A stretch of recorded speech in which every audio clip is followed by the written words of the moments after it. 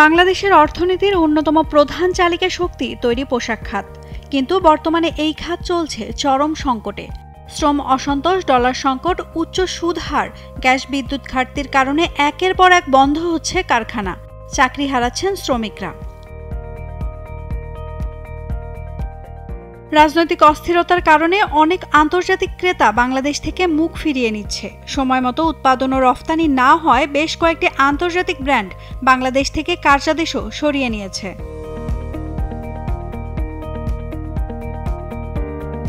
জানতে চাইলে তৈরি পোশাক খাতের শীর্ষ সংগঠন বিজিএমইএ এর সাবেক সভাপতি ফারুক হাসান বলেন, পোশাক খাতের অবকাঠামোগত উন্নয়ন, গ্যাস বিদ্যুৎ সরবরাহ এবং দক্ষ জনশক্তির উন্নয়ন ছাড়া এই সংকট উত্তরণ সম্ভব নয়। এ কারণে এখন আমাদের নজর দিতে হবে উচ্চ মূল্যে পোশাক উৎপাদনে, কিন্তু এর জন্য চাই গ্যাস, বিদ্যুৎ, ব্যাংকিং সেবা ও দক্ষ জনশক্তি। বাংলাদেশের অস্থিরতার সুযোগ নিচ্ছে ভারত সহ প্রতিযোগী দেশগুলো। ভারতের ত্রিপুরা ও নয়াদিল্লির বিভিন্ন প্রতিষ্ঠান বাংলাদেশ থেকে সরিয়ে নিয়েছে বড় অর্ডার, যা বিশ্ববাজারে বাংলাদেশের প্রতিযোগিতায় বাড়তি চ্যালেঞ্জ তৈরি করছে।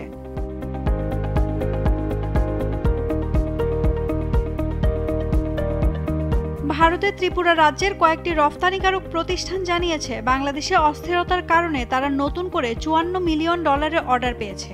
নয়াদিল্লির বাইরের আরেকটি গ্রুপ জানিয়েছে, গত আগস্টে তারা স্প্যানিশ ফ্যাশন ফার্ম জারার কাছ থেকে 15% বেশি অর্ডার পেয়েছে। গত 2 দশকে চীনের পরে বিশ্বের দ্বিতীয় বৃহত্তম পোশাক সরবরাহকারী দেশ হিসেবে বাংলাদেশ নিজেদের অবস্থান শক্ত করেছে। একই সঙ্গে বৈশ্বিক বাণিজ্যে বাংলাদেশের অংশীদারিত্ব বেড়েছে।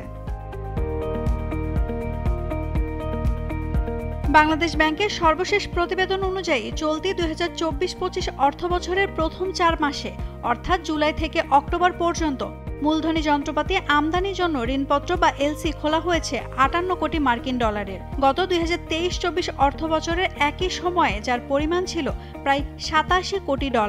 সেই হিসেবে এক বছরের ব্যবধানে ঋণপত্র খোলা কমেছে $29 কোটি বা 33%।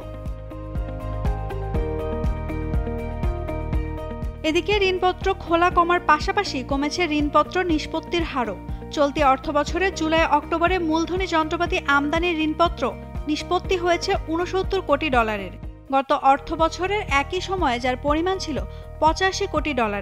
সেই হিসাবে এক বছরের ব্যবধানে ঋণপত্র নিষ্পত্তি কমেছে $16 কোটি বা 19%।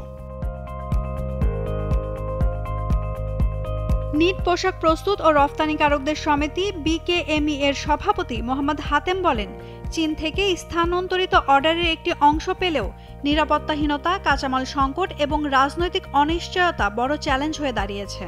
তৈরি পোশাক খাতের $600 থেকে $700 বিলিয়ন বিশ্ববাজারে বাংলাদেশে অনেক সুযোগ আছে উল্লেখ করে বিজিএমই এর সাবেক পরিচালক মহিউদ্দিন রুবেল বলেন, আমরা চীন থেকে স্থানান্তরিত ক্রয়াদেশের একটি অংশ পেলেও পুরোপুরি কাজে লাগাতে পারছি না। সনাতন পোশাকের পরিবর্তে উচ্চমূল্যের পণ্য নিয়ে বিশ্ববাজারে প্রবেশ করতে হবে। বাংলাদেশ ব্যাংকের সর্বশেষ প্রতিবেদনে দেখা গেছে, চলতি অর্থবছরের মূলধনী যন্ত্রপাতির আমদানি 33% কমে গেছে। বিনিয়োগ কমেছে কর্মসংস্থানের সুযোগ। এদিকে গত এক বছরে 140টি পোশাক কারখানা বন্ধ হয়েছে, যার ফলে 94,000 শ্রমিক চাকরি হারিয়েছেন।